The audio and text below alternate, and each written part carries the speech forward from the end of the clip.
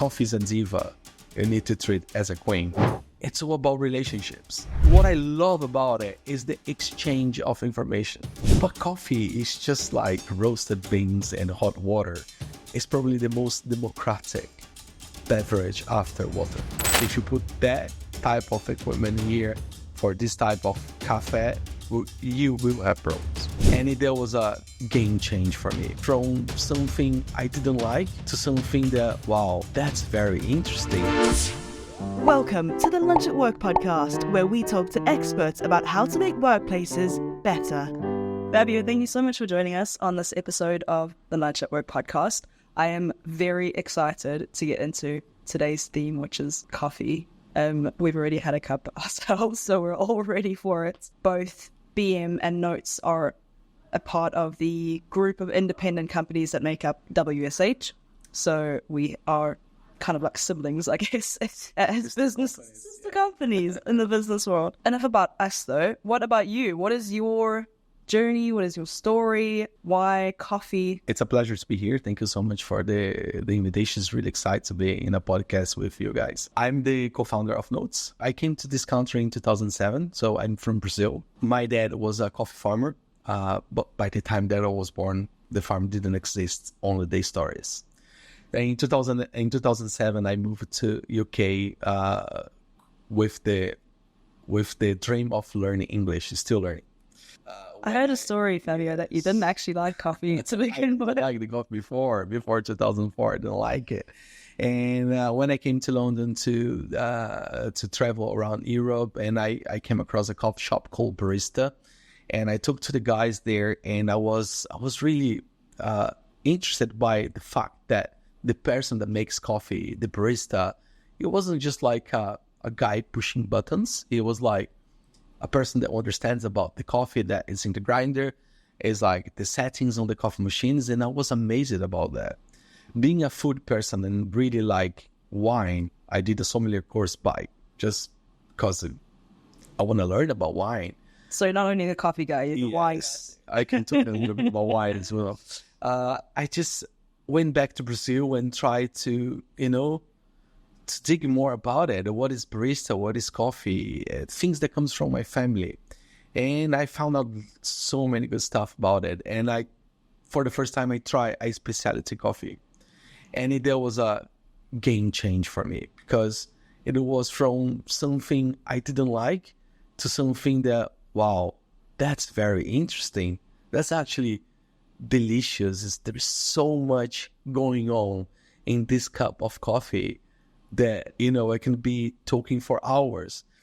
And it was opening a new window for me. What do you mean by specialty coffee? Just that we all understand. Well, as any product, you have grades. You have something that comes from the same farm, which is like high grade coffee. That would be the specialty. Then you have something that they call gourmet. Then you have the commercial coffee. So commercial coffee is the majority coffee out there, and specialty coffee is just like a little bit of what's being produced. Not a little bit; it's quite a lot now because the market is growing, and it comes from farmers that look after better the quality. Is like the way they process they mill the coffee, the way they do everything in the farm. So it's looking after the soil, is choosing the right plant, is taking care, is nurturing the tree. You can compare with wine. It's like you go to a wine store or in the supermarket, you're gonna have differential on prices from like a basic wine to like a super expensive one. And, they come from vineyards and it's the way they take care and the way they process everything that makes one better than the other. And coffee is not different. Is coffee, this is more of a personal query, but is obviously wine, the older the vine, the more prestige the wine, I suppose? No, it's not with coffee. Not with coffee. No, older the coffee tree, we need to change and renew. It's the opposite. Yeah, it's like in the wine, you need to make the plant to suffer to produce good grape. Coffee's a diva. You need to treat as a queen the plant, because otherwise it's not going to give you good fruits. That's the difference between the plants. But in the process and take care is very similar. Am I correct in saying that it needs to be good at the source to be good in the cup? Because it goes to the process of where the coffee beans move to, from the exporter to importer to warehouse to the roaster to the cafe. And if the chain of people don't look after the coffee well, doesn't roast the coffee well, or doesn't make the coffee well, you're going to have a bad experience, even with like a coffee that's amazing. So how do you ensure that chain is good at every single step? You cannot ensure, as a coffee farmer, not me, but a coffee farmer cannot ensure this. And sometimes that's the frustration. For example, there is a guy in Brazil, Clayton. He's a coffee farmer in a place called Matas de Minas, Alto do Caparaó. It's a great region for super high quality coffee. It's one of the places in Brazil with the highest altitude for coffee plantations. And his coffee is amazing. And he chooses who is going to roast his coffee. So Notes is one of them. We are the only place in UK that roasts his coffee. And he chooses because he wants to secure, because he's not only a coffee farmer, he's also like a coffee roaster, and he's also a barista. So he knows the process from beginning to the end, and he doesn't want to like his coffee end up with someone that's not going to trade well. How the farmer can ensure the quality it's all about relationships. So one of the core things at Notes that we do is the direct trade. So we like to see the farmers. We like to shake hands. So some people think direct trade is for you to stop the middleman. It's like, who is the middleman? We need them. Yeah, because it depends on the farmer. If you go to a small farmer in Colombia, he's not an exporter, so you need to have an exporter. That's the middleman. And here in UK, I need to have an importer, because I don't want to spend my time working in importing coffee, which is really boring. Sure, you're not about shipping, you're about the coffee. Exactly. I don't want to be like, oh, do they have like a box to put my coffee? Where my coffee is? Do they pay insurance? Or what is the documents? So Adrian Steenkamp, our coffee brand manager, was able to go with you to Nicaragua. Yes. A good few months ago. Why is that so important? Why is it, like you just said, talking about the relationships, why is it important that we have the good relationship through you, through whoever it is, directly with the grower? Well, it's not the same that talking on the phone or having like a Zoom call. Sometimes you know each other, not in a meeting, but when you go for lunch, when you have a breakfast, when you are relaxed, that you can get to know each other. And I suppose as well, there's only so much, I could tell you something. Here, you to physically see it is a different story. And people are storytellers. You need to hear from them. Well, what's your deal? What's your story? Adrian came to me and we went to Nicaragua. It was my first time in Nicaragua. I traveled to Guatemala, Honduras, which is like countries which makes, the border with Nicaragua, but never been to Nicaragua. So I went to Nicaragua and expecting something, and I found something else. To me, it was amazing. I learned a lot about Nicaragua. And one of the good things about coffee, you never know everything. Every time you go to a different country, you find a different culture. You find a different way people treat the coffee, and that was like very different from things I haven't seen. What did you learn that was different? The way they mill the coffee is very different. Or the way they dry the coffee was very different. They start drying the coffees in the farm. They do halfway, and the other halfway is done at the cooperative. I never seen that. It's like, and when I get there, we start seeing that the people from the cooperative, we had friends, common friends. So wait. With people in a different country. You see the picture on the wall. How do you know that lady? Oh no, we start like that project of the women's in coffee started here in this room that you were having the meeting. You kidding me? Take the WhatsApp. Hey, you there? It's like, okay, then you create like friends straight away. It's like in one picture that we saw across the road. It's like, that doesn't happen in a Zoom call. That doesn't happen like in a conversation over the phone. And that instantly changed the things that we were looking to each other. The way they were looking at me, because I know all the people they know, and the way that I was looking at them. And it was a massive good experience. And I think Adrian was his first time that he went to like a coffee trip as well. And for him he learned quite a lot, because it's like, being a barista, making a coffee behind a coffee machine, talking to the customers, is different to know where it comes from. And then you start seeing the value of the coffee as well, because you see like it's super hard work. What I love about it is the exchange of information. I'm very lucky in my job to travel so many countries, and I love coffee. And when I see different things, I just try, I was in Colombia, and those guys had similar way to do this, but they did this change here, which works really well. You should try, and that's interesting. So exchanging experiences with farmers it's amazing. And I have so many of them that text me every day. I'm not joking. Every day I'm talking to a farm around the world, from Myanmar, from Ethiopia, from Colombia, from Brazil, from Honduras. It's every day. It's my WhatsApp is I'm on WhatsApp all the time. And sometimes my wife get bothered with me because you are on WhatsApp all the time. What are you doing? It's just like talking to coffee farmers. And sometimes the message comes like 1 o'clock in the morning, 2 o'clock in the morning. So if anyone needs to get in contact with you, they just WhatsApp you any time of day. No, please. Anyone that wants to get in contact with Fabio. So let's then, we've spoken about all the farming, we've spoken about where the beans coming from, etc., etc. Let's talk about coffee in the workplace specifically, because if we look back maybe 30 years, your options were an instant or perhaps a filter. Yeah. These days, we're seeing cafes in businesses specifically that are making barista-made personalized drinks. What have you seen throughout the years, and what do you think the future is going to look like of coffee within the workplace? Well, coffee is a very versatile, and there is so many ways to make it. My favorite coffee is filter coffee. I don't demonize instant coffee either. The instant coffee is just badly done.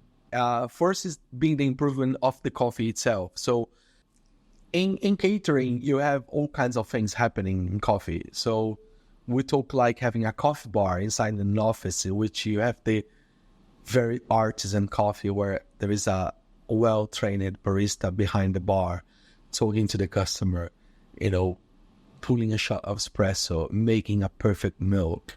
So all the machines are evolving so fast in quality and speed as well, which PM is already like right on top. At the same time, you have like the coffees that goes to meeting rooms, which is the filter coffee, and that's the things we have been making sure the way you roast the coffees for that purpose is done correctly. And so it's like all the machines are if the machines has the water filtration, if the water is right for the coffee, you're going to have amazing coffee. Then you go even more.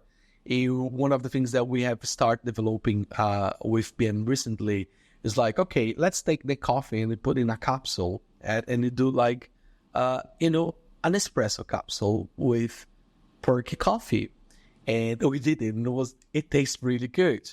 So that made Adrian like really happy. He was like, okay, let's do it. Because inside of like the company, there are some offices which they have like the Nespresso pot machine in the meeting rooms, which people can just have the coffee there.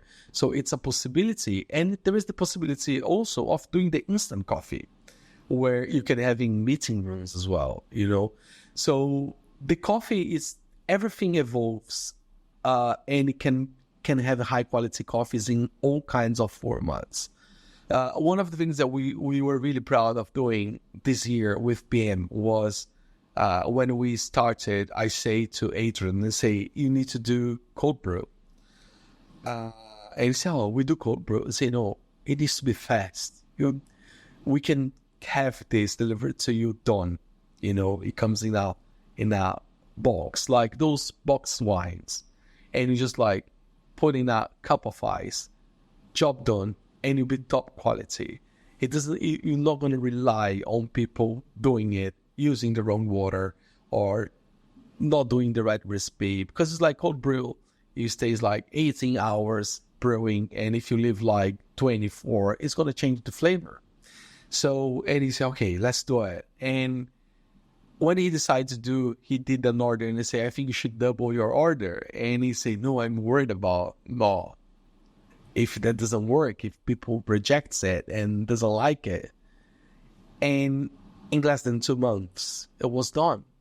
It finished, was sold out. And I say, Adrian, you know, you should have done a bigger order. we're going to do it. And so it's like, it was a huge success because it does taste amazing.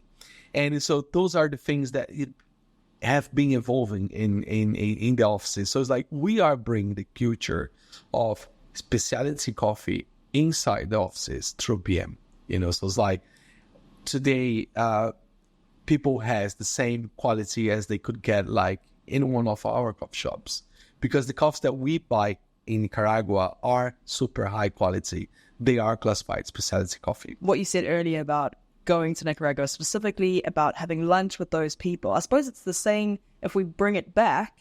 If we are able to keep, if our clients are able to keep their team members inside their building, having coffee with colleagues, having lunch with colleagues, instead of going out into other restaurants or out into external cafes, you're building those relationships as well. Those team members are building relationships with each other, aren't they? So they're able to stay, have a really good quality coffee or a cold brew or whatever it is, and have meetings inside their buildings, build relationships with each other that way. So it's just building on, I guess, what you were saying earlier. Yeah, exactly. You're completely right. That's what the company wants, isn't it? It wants like to create teamwork inside of the workplace where people can have also the high quality type of drink, and this we are giving through the coffee. You know, it's like I guarantee the coffees that we buy from Nicaragua, it made me smile. I love the coffee. What about technology? Have you seen anything in technology? Is there anything, you know, futuristic that has happened on your travels with coffee? Is there anything that you think we'd be able to implement, you know, in our spaces or anything like that? There is a lot of going on in coffee machines at the moment, which is reducing the responsibility of the barista of making high quality coffee. So basically, nowadays, for the price, you can have like a bean cup machine that really delivers a high quality coffee. Yeah. So that happens. Obviously, barista still make it better. If there is a space for a coffee bar where, you know, we have to rely on the barista, he'll win over the machines. But there are machines that are doing really, really well. I've seen things also that you can control the coffee machines through an app. You know, it's just like order the coffee through your phone on a coffee tab.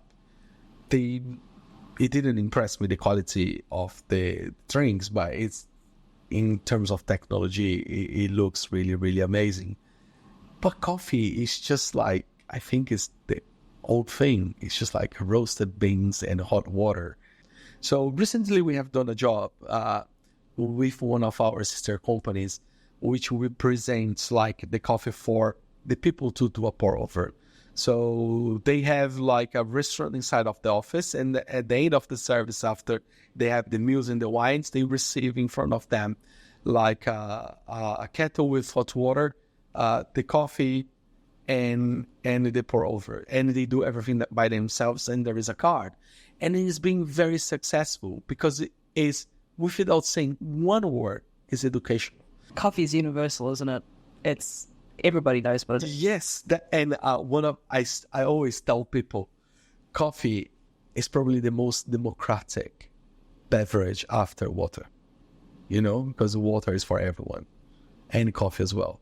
Coffee is on the table of the most humble family to the most like rich person, wealthy person. They all drink coffee, and sometimes the humble persons drink even a much better coffee. Because they know. Yes. Through Perky, we obviously have some really amazing stories and sustainability stories and those sorts of things. do the customers care? Do the customers care about where the coffee comes from, what the sustainability is, what the story is? Do they care? There is many ways to look at this. I think we, as a consumers, we were very lazy to know about sustainability. So, back in university, I did my master's in third parties who understand charity companies. And I remember one of the research that were made at the time that I was in the master was taking a product in a supermarket store. And in that product, they had like a social work behind it, which they would donate part of the money of the product to a charity that protects the sea, the sea life. And they did 2 towers in a supermarket where one tower had the product facing only the name of the product, and another tower facing the story of the charity, where the money was going to. Part of the money was going to the charity. And the place where it sells more was the one that says about the story of the charity, which proves that people cares. Yeah. I don't see that in social media. So when Notes does like a post on Instagram talking about our coffee plants tree, because we have a project in Brazil which have donated more than 4,000 trees and doing a reforestation, there is no like engagement. Do you think that they need the physical product? Do you think that they need the cup of coffee and then to see the story, to see the sustainability efforts? I think if they see that the coffee is sustainable and they say, okay, that's the one I want to buy, they feel. And this is when I did the masters in university back in 2000. Well, let's say 2002. We won't mention that. We found out that we are a bit like comfortable not exploring that side. But we get really comfortable when the brand is doing everything for us. We don't go looking, I want to donate some money to some charities. But if someone comes with everything ready for you, that your money is going through a charity by the product that you are buying, that you use every day, you're very comfortable of buying that thing. Because it was like, that is doing something nice. And I want to buy this now. So yeah, it is important. There are people that gets really involved on the sustainability. I see sustainability gets really important when you were doing this with coffee farmers, when you go not to the end of the customer, but with the offices or with the companies, when you were selling the coffee to an organization, that it makes a massive difference. Because they want to like the coffee to be sustainable. They don't want the coffee to be like in other place where there is deforestation. They don't want to be the coffee like that's not being paid well to the farmers. They want to make sure the coffee is doing sufficiently good for them to serve it to their people. And if the coffee does better than this, it's even better. So it's like we have all kinds of things that we get in touch with and in projects. So in Notes, for example, we buy some coffees and we donate some trays. It's expensive. It costs a lot of money. But we do it. And, it's like, and after 4 years, we see where we planted the 4,000 trees. And you can see like toucans leaving their space now. You can see like wildlife using and say, oh my God, that's amazing. So I guess, yes, if there is a cup of coffee for £1 and another cup of coffee for £1 and one of the coffees give 10p to a charity, people will prefer it. Yes, they will prefer. If they don't have to do anything themselves, and they can just purchase the right thing. That's amazing. I feel great when I don't need to do anything to feel that I'm doing something good to someone else. Yeah, that's all. That's human beings. They love to, that way. I don't need to do it. Just like buying this cup of coffee and me helping those. It's great. Yeah. They feel great. And I suppose as well that one of the reasons, I guess, that people love to work with BM and people love to work with Notes as well is that because we do the work, we do the sustainability work, so it's adding to the business's ESG goals, whatever they're wanting to achieve, we're able to add to those goals as well. Which I think is brilliant. Yeah, it is. Do you have any advice for a business wanting to bring coffee into their business, wanting to bring, whether that's whatever it is, a pod machine or a filter machine or a cafe style service? Do you have any advice?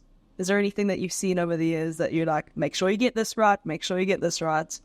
Well, it's so simple. One of the things that we need to get right, sometimes companies, they don't want to spend on the equipment, They want to say, oh, let's get the one that's cheaper. So we had a classic one that the guys bought a very cheap machine, and a year later the machine has a problem, and the price to fix it was the same price of the new one. And it was amazing. Instead of like buying a better one, they bought the same one again. And it makes no sense. Like coffee equipment, they're supposed to be there for longer. And same with the water filtrations. It's like having a great coffee in the workplace is very easy. Having a good equipment and having a good water, you do the job. And the maintenance of it. So doing the maintenance will avoid like high costs of maintenance in the future. I always use like notes as an example. We are always like looking to what is the best for us to use. And we have like coffee machines on the top of the counters in notes that's been there for 10 years without moving, because you just look after well, we do the maintenance in the store. We don't need to bring to the workshop to do it. And sometimes we go to places and the machine hasn't been looked after well. And the machine is not a very good machine as well. So it has to be in the bench work at our warehouse to be fixed, because it's impossible to do in the cafe. So yeah, to me it's like just like always not be scared about how much the equipment costs and the maintenance, because when it's done, it'll be like for a long time. So get the best equipment, ensure that you maintain it well. Yes, that's prime. And I suppose as well, ensure that you're hiring the right people that are trained well, or that you can train. Yeah, training is everything. Yeah, we're not asking baristas to like do maintenance. So don't do it, please. Getting like open a coffee machine, it's like we cannot do this. It's something that is dangerous. So specialized. Yes, but it's just like doing the cleaning properly and doing everything that needs to be done to maintain. And it's like water filter is the key of everything.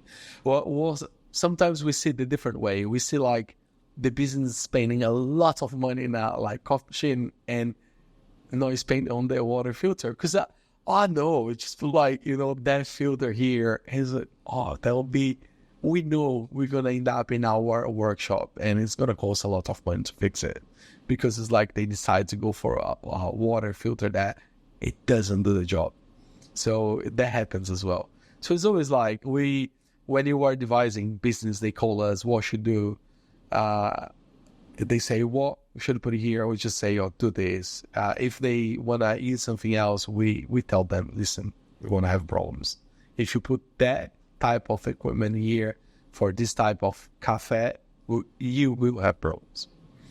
Or we tell that after it's the decision of the client to decide what to do or not. Firstly, we are so lucky to be able to partner with you.